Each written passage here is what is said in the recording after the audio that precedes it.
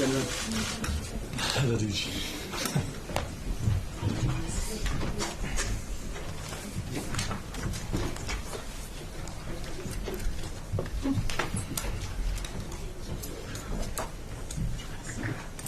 Good afternoon, everyone. Thank you very much for joining for this Friday press briefing on COVID-19.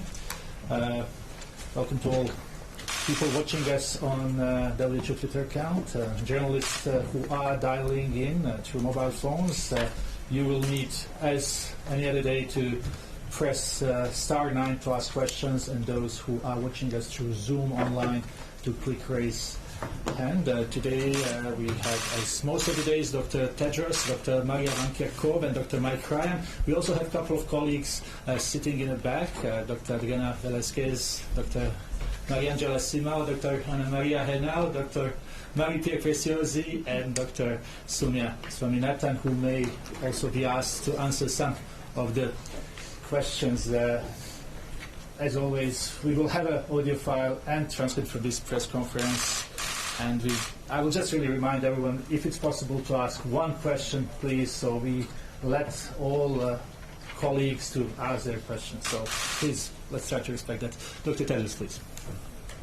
Thank you. Thank you, Tariq.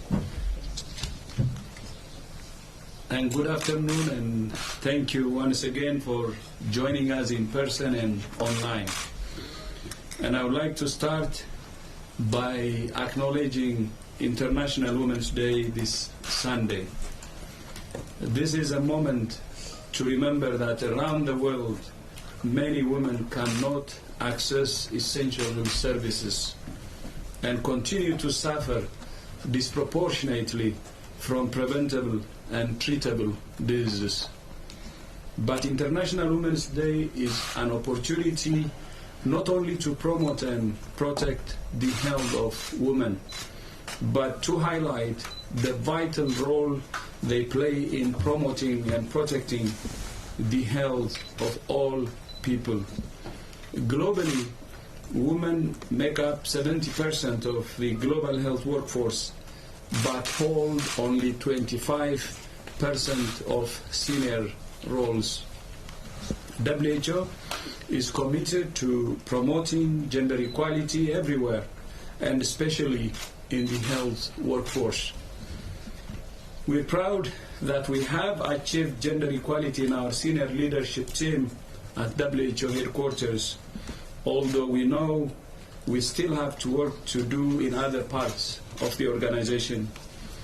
Women are also playing a vital role in the response to COVID-19, and we're proud to have many amazing women leading our response in WHO, including Maria, Sylvie, Soumya, Anna Maria, Maria Angela, Marie-Pierre, Adriana, Gabi, Nika, and many others. In the past 24 hours, 2,736 cases of COVID-19 were reported from 47 countries and territories. There is now a total of 98,023 reported cases of COVID-19 globally and 3,380 deaths. We are now on the verge of reaching 100,000 confirmed cases. As cases increase, we are continuing to recommend that all countries make containment their highest priority. We continue to call on countries to find, test, isolate, and care for every case and to trace every contact. Slowing down the epidemic saves lives and buys time for preparedness and for research and development. Every day we can slow the epidemic is another day hospitals can prepare themselves for cases. Every day we slow down the epidemic is another day governments can prepare their health workers to detect, test, treat, and care for patients. Every day we slow down the epidemic is another day closer to having vaccines and therapeutics, which can in turn prevent infections and save lives. As you know, last month WHO convened a meeting of more than 400 scientists to identify research priorities. Hundreds of ideas were discussed and debated, and today we're publishing an R&D roadmap which distills those ideas into a core group of priorities in 9 key areas. These include the natural history of the virus, epidemiology, vaccines, diagnostics, therapeutics, clinical management, ethical considerations, social sciences, and more. The R&D roadmap focuses on research that can save lives now, as well as longer-term research priorities for vaccines and therapeutics. It's vital to coordinate research so that different groups around the world complement each other, so WHO can give better advice and countries can take evidence-based decisions that save lives. That's why WHO has developed a set of core protocols that outline standards of how studies should be done and to collect critical data so we can compare apples with apples and pull data from multiple studies. France and South Africa have already indicated they will use these protocols for clinical trials, and we encourage other countries to do the same. We are also developing research protocols to assess interventions for disenfranchised communities such as refugees and internally displaced persons. We're very encouraged by the level of interest around the world in accelerating research as part of the response. So far, WHO has received applications for review and approval of 40 diagnostic tests, 20 vaccines are in development, and many clinical trials of therapeutics are underway. Even as we test therapeutics, we need to ensure that supplies of those medicines are available should they prove effective. WHO has been monitoring the potential risk of a disruption to medicine supplies as a result of the COVID-19 epidemic. China, as you know, is a major producer of active pharmaceutical ingredients and the intermediate products that are used to produce medicines in other countries. WHO has focused on the most essential medicines that are critical for primary health care and emergencies, including antibiotics, painkillers, and treatments for diabetes, hypertension, HIV, tuberculosis, and malaria. WHO is working closely with industry associations, regulators, and other partners to monitor this risk. And so far, we have not identified any imminent specific shortages. Many manufacturers either have alternative sources of ingredients or had stocks to draw on. Manufacturing has now resumed in most places in China, although some challenges remain. Separately, WHO has developed a list of more than 20 essential medical devices that countries need to manage patients, including ventilators and oxygen supply systems. Access to medical oxygen could be the difference between life and death for some patients, but there is already a shortage in many countries which could be exacerbated by this epidemic. WHO has an existing working group with the Gates Foundation, the Clinton Health Access Initiative, and PATH, and we're building on that partnership to increase access to oxygen.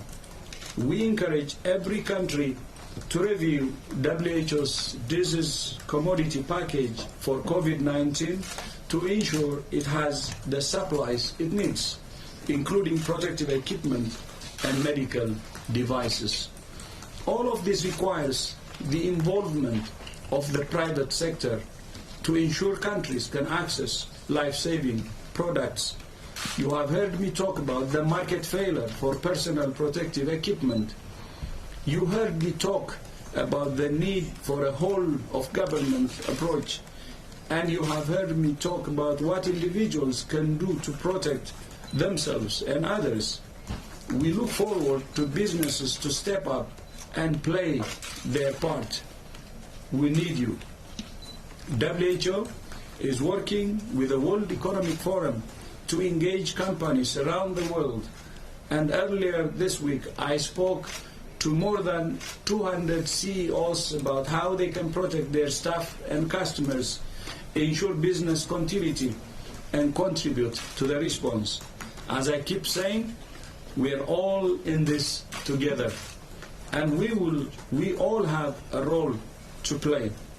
Facts, not fear. Reasons, not rumors.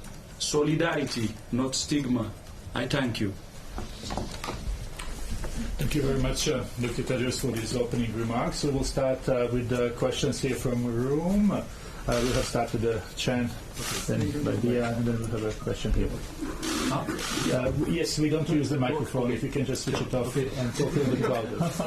So, Chan from Xinhua News Agency. The epicenter of the epidemic is in China, of course. Recently, Fox News Post demanded a formal apology from Chinese for the outbreak of coronavirus.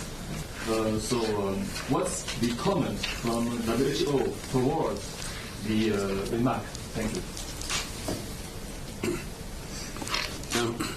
I'm not aware of the comment, but I think we've said numerous times in previous conferences that diseases can emerge anywhere on the planet and have proven to do so. Ebola emerges very often in Africa. The last pandemic emerged in North America of H1N1, and coronavirus has, in this case, emerged in China.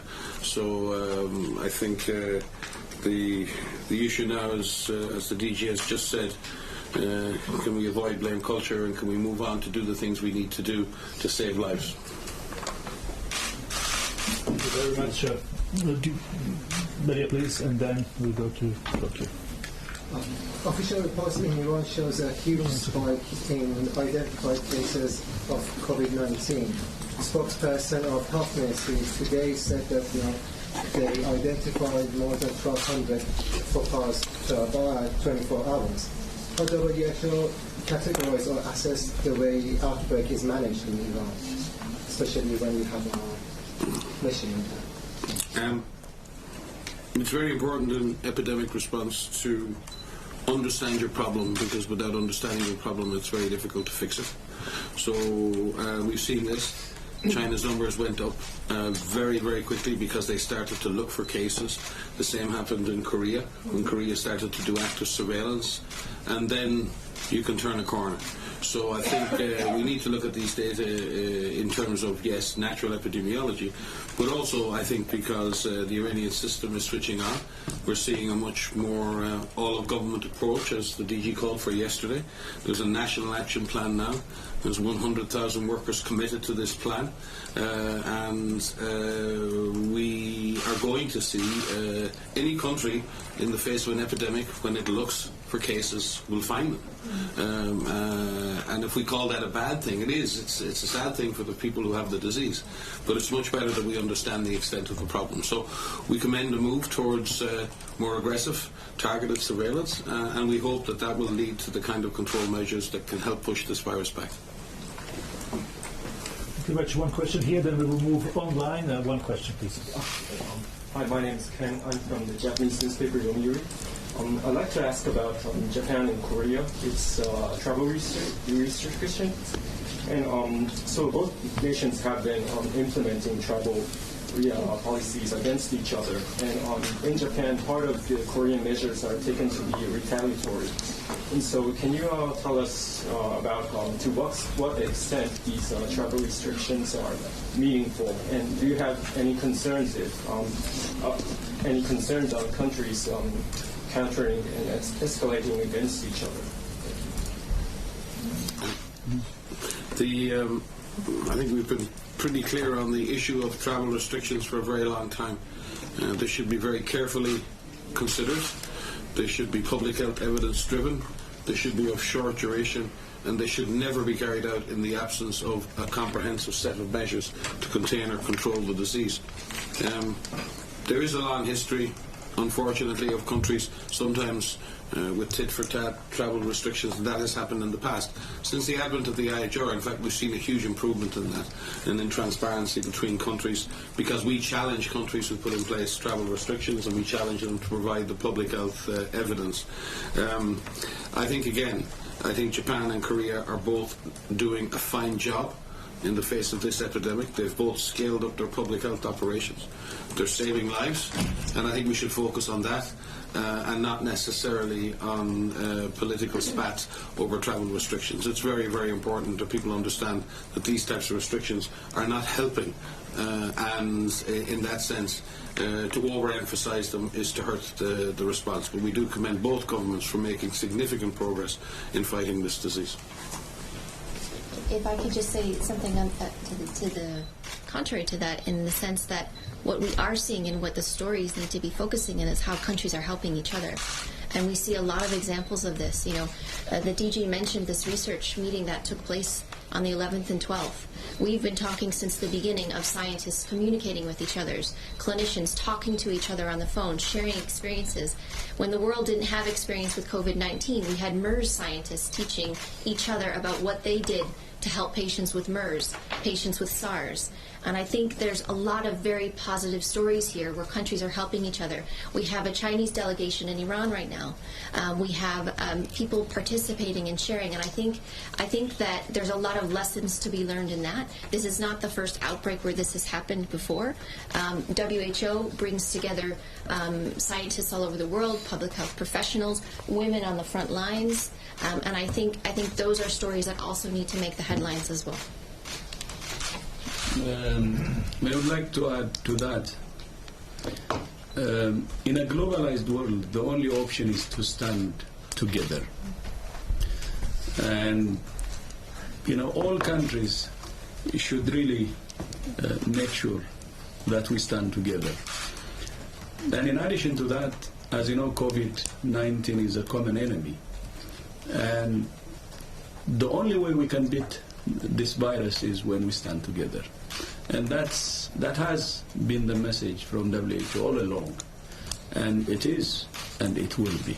So we call on all countries to stand in unison, because it's the united force that can help us to beat this virus as soon as possible. Thank you very much. We will now go to some of the journalists who are online, and I'll remind everyone, it's *9 if you are dialing in, and clicking raise hand if you are on Zoom. We will start with Romania. We have Adrian from Romanian TV. Adrian, can you hear us? Yeah, hello. I'm from ProTV Romania.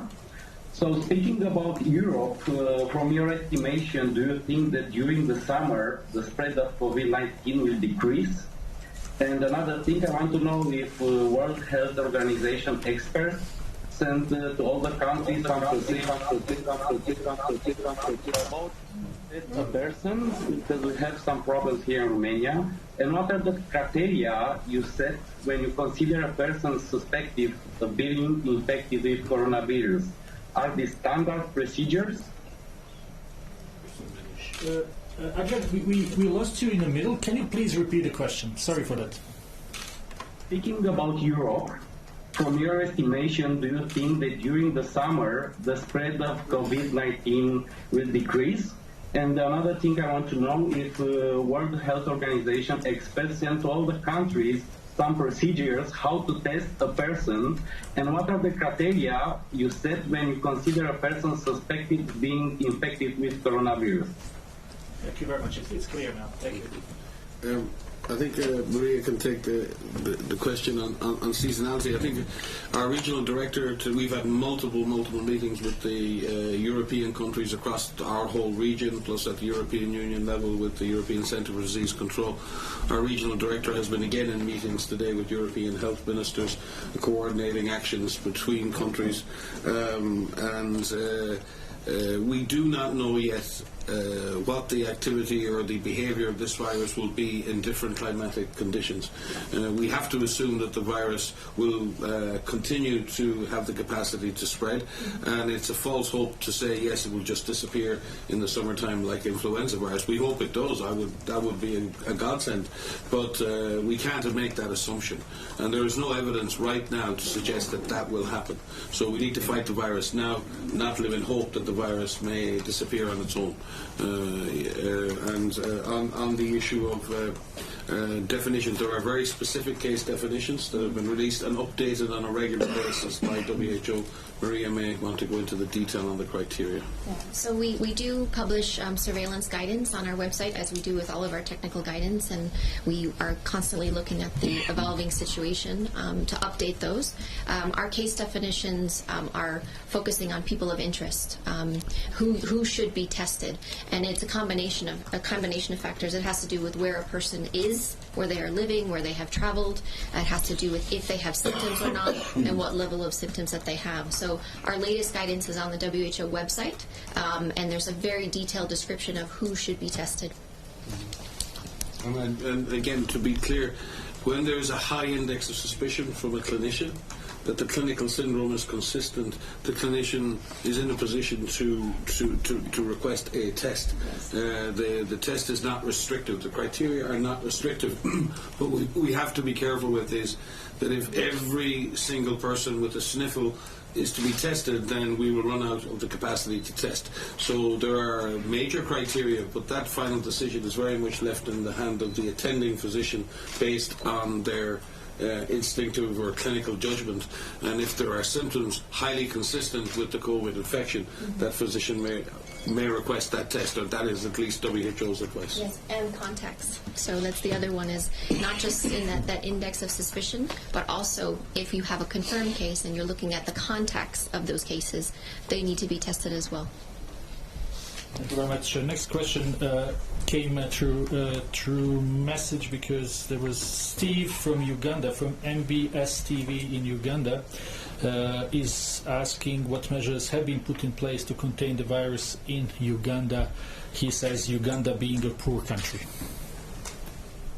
I think Uganda has proven its capacities over the last year and a half.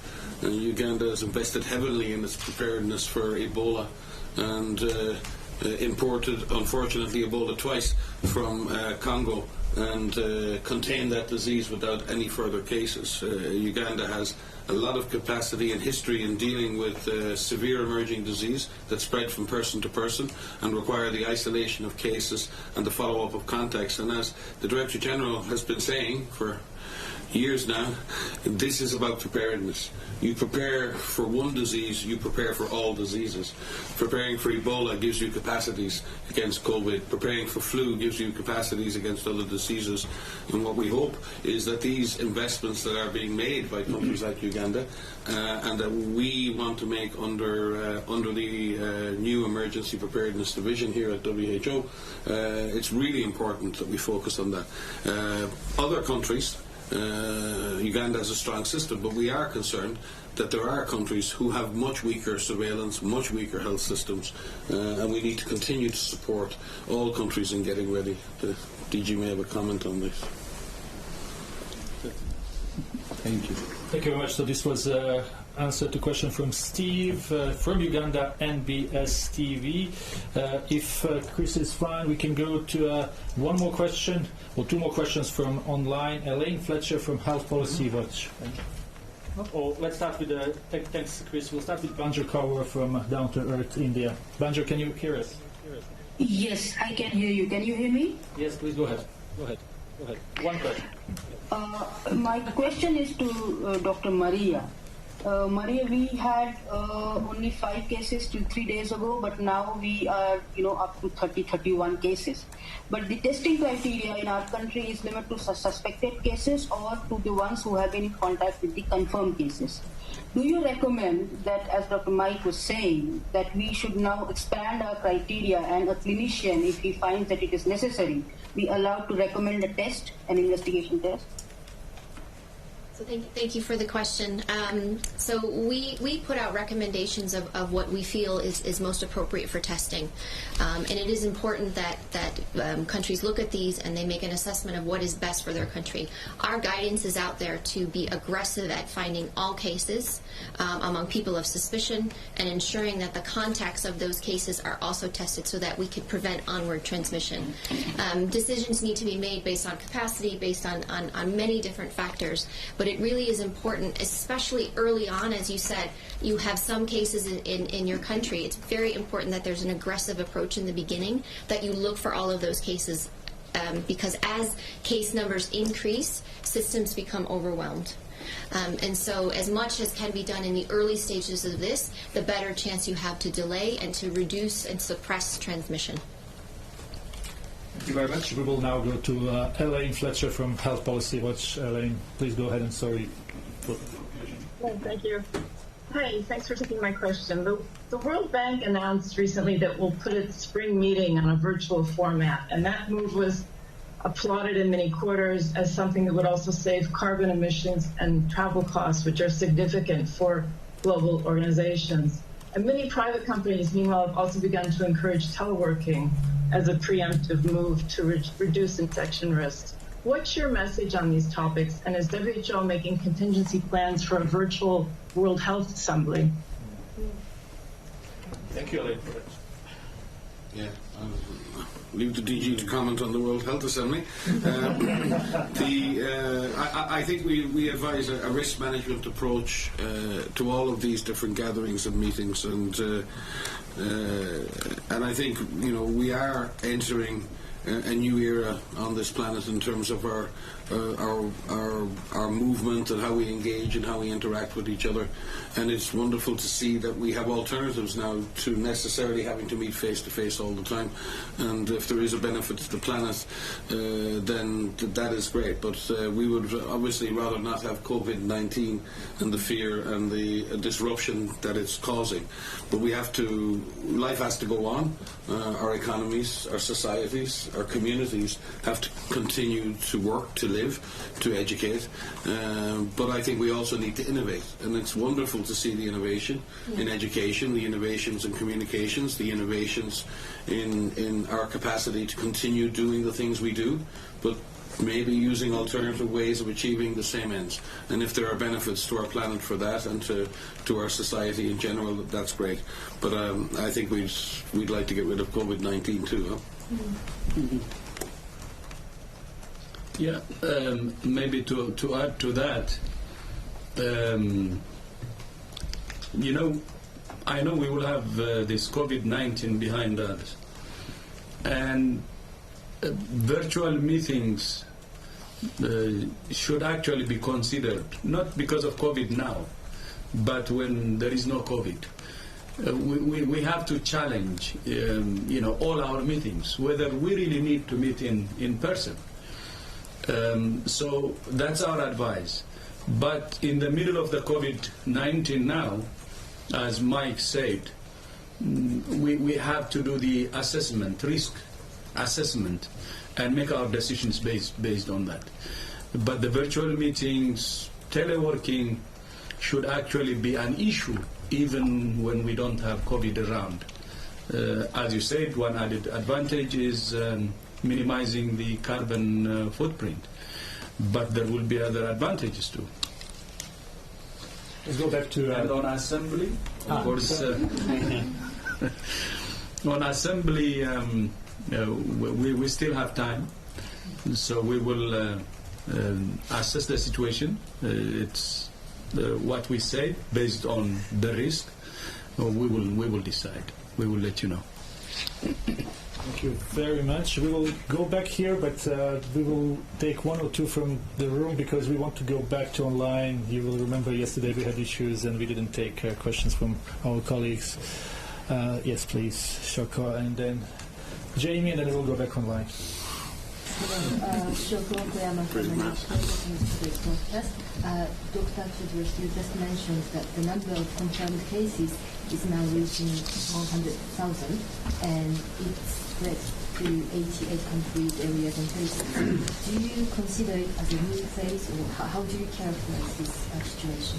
Thank you. No, I said it yesterday that it's geographically expanding and it's deeply concerning. But at the same time, the most concerning is out of the 88 countries, we're saying more countries affected from the low income with weaker health systems. And that's the most concerning. And we're working with all countries to tailor the response they should take based on their situation.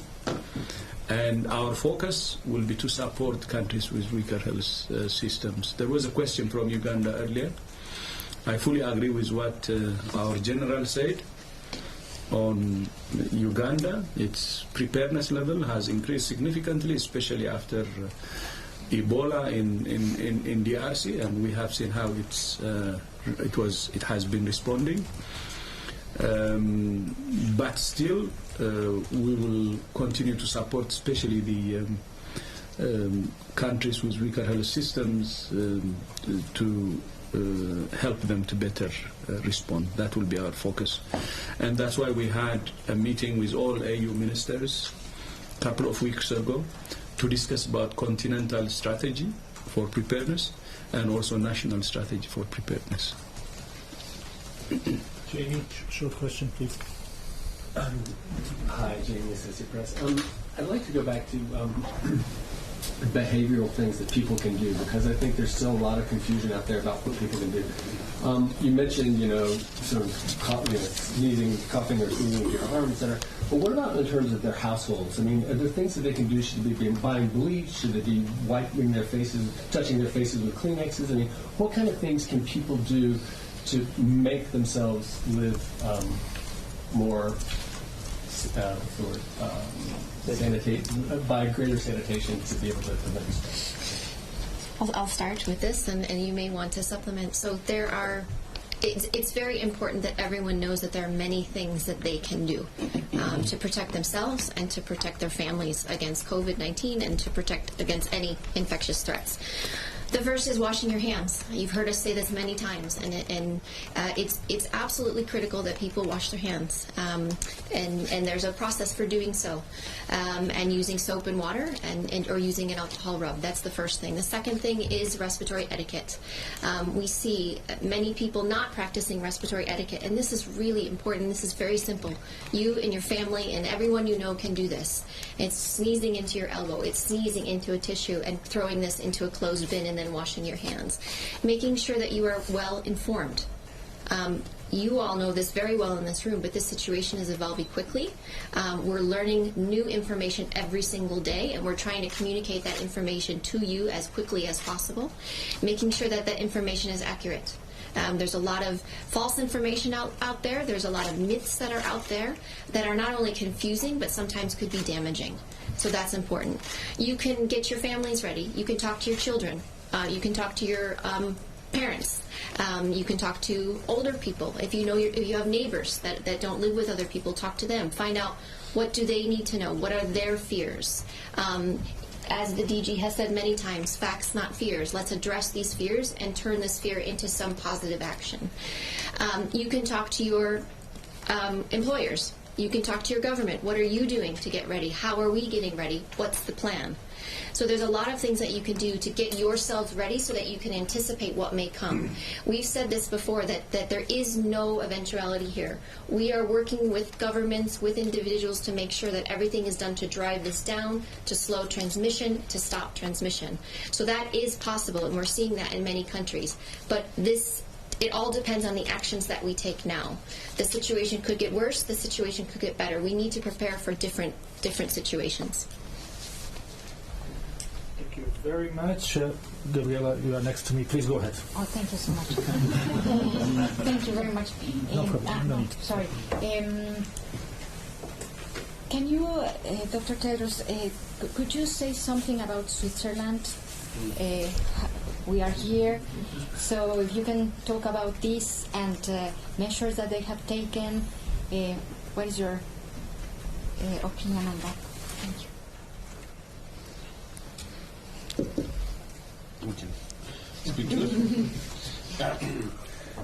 Gabriela likes to ask me, so I say just answer. Yeah. I have a general. Well, first of all, we express our gratitude to the government in Switzerland for their cooperation with us and all of the other UN agencies in terms of our own business continuity planning and other things here. There's a big international community here in Geneva, and we've been working very closely with them on how we deal with business continuity going forward.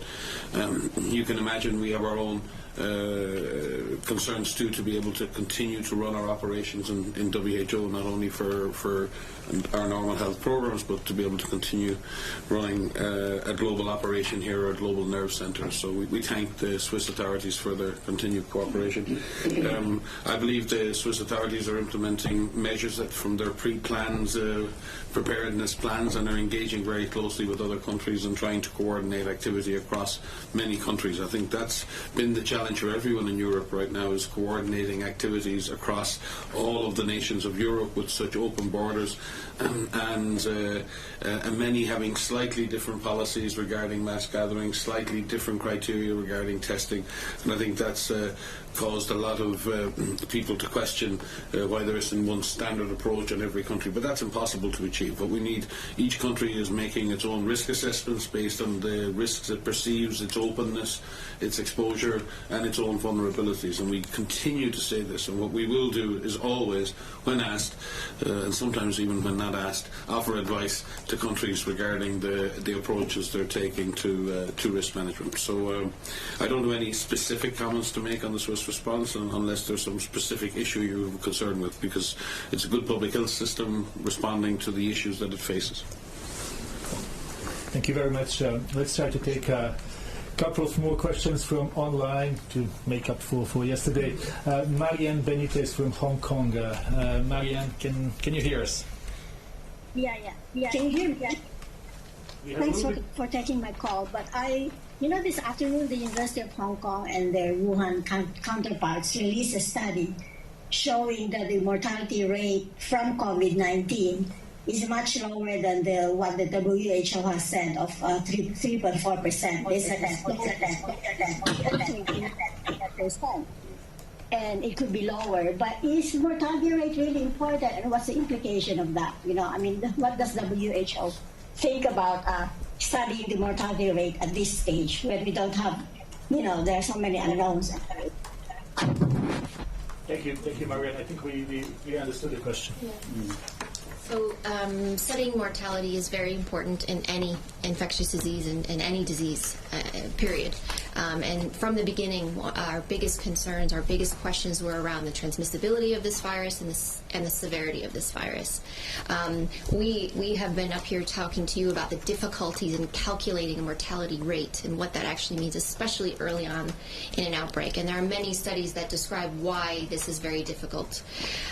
So, there could be simple arithmetic, in terms of what we say, but the study that you're referring to is a modeling study. And we work very closely with the University of Hong Kong. They're a collaborating center, a WHO collaborating center.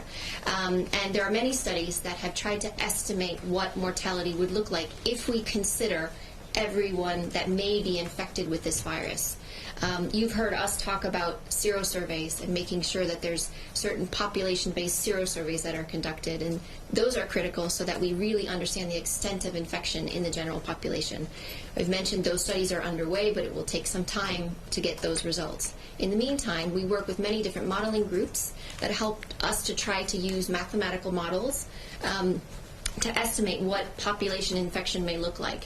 And so what that study is in fact is a modeling study that's looking and making an estimate of a mortality rate, which I think is about 1% in that study. So we've said before that the true mortality rate, we don't know at this time. What we can say is how many people have died up to this date, but we do look to our partners to estimate mortality. If we take into consideration the estimated number of people that may be infected, the mortality rate will go down. So it will take some time before we actually get a true value. But it is a very important value for us. Any death is significant, and as we've mentioned, the steps that need to be taken to make sure we slow down this virus will save lives. All of the efforts towards containment will save lives. And maybe I could add to that obviously a lot of the speculation, the modelling, and the attempt to understand is, why so few people under 40 have been clinically unwell. Most of the people who are really sick are between the ages of 40 and 90. And therefore, when we look to calculate a case fatality, yes, we could add in a whole bunch of young people and children who may be getting infected and are not getting sick, and that's important, and the overall case fatality will drop. That may not necessarily affect the experience of older people. And remember, within this, if you look at the data from China, based on the numbers reported, the actual case fatality for people in the older age group goes up with age and goes up significantly with the presence of underlying conditions. So the actual age-specific or condition-specific mortality could be much higher than those numbers. So the numbers could be higher for individuals who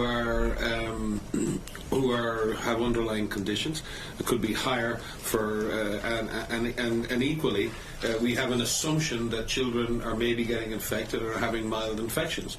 I personally have experienced in the past influenza epidemics amongst children with low nutrition, children in compromised refugee-type settings, and their mortality can be much higher. They're much more vulnerable. They're living in much more exposed conditions. We've seen what normal respiratory infection can do in refugee camps.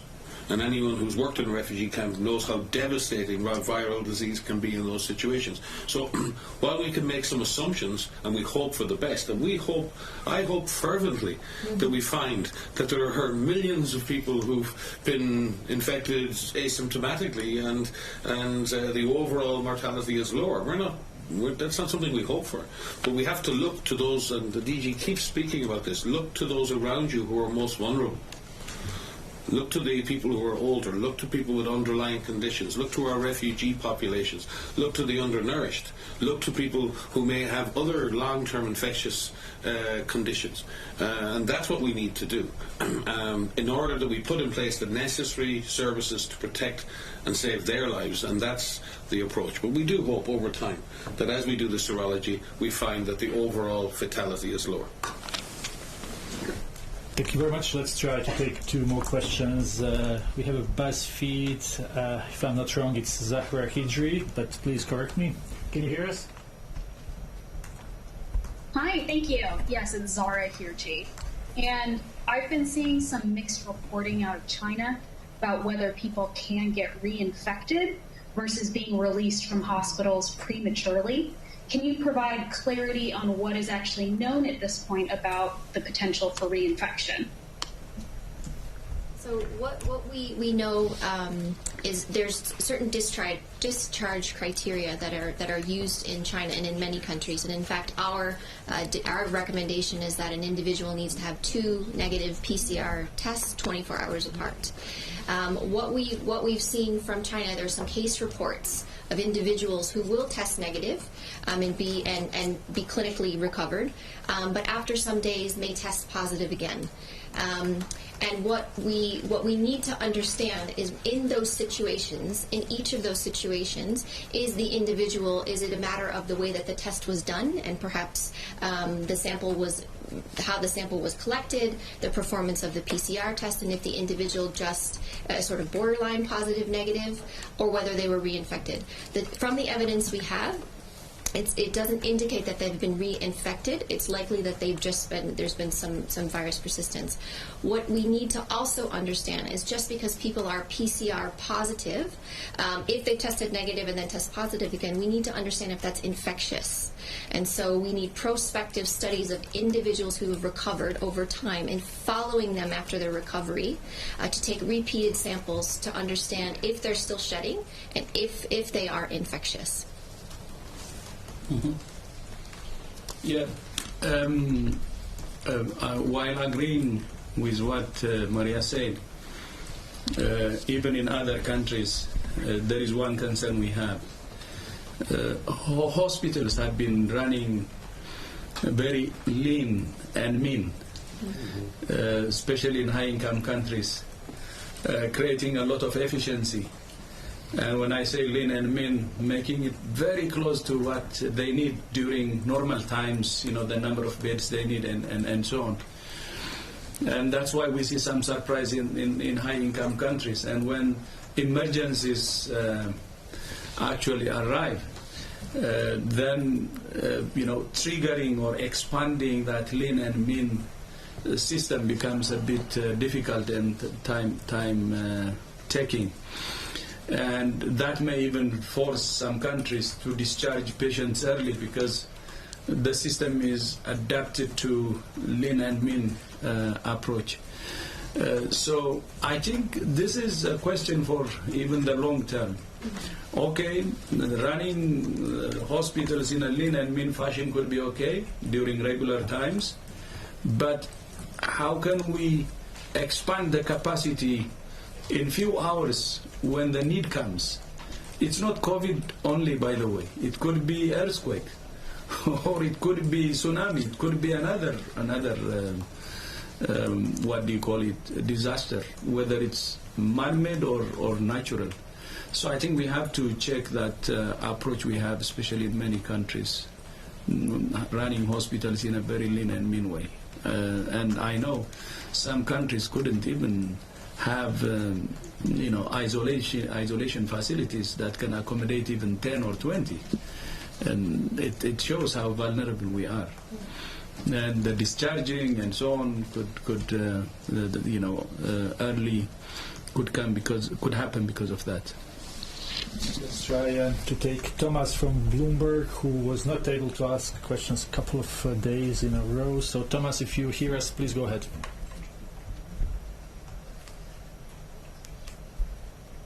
Hello, Thomas, can you hear us? I don't think we have Thomas. Can we then, Chris, maybe try Helen Branswell, who is also online?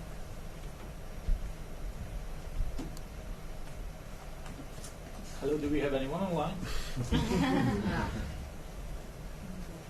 Well, I apologize for that, and I apologize to Thomas and to Helen. We will make sure that your questions are asked. Hi, I think I've been unmuted. I'm not Thomas from Bloomberg. It's Helen Branswell from Stats. Sorry for the delay. Just realized I was unmuted. My question is about the clinical trials in China for the therapeutics.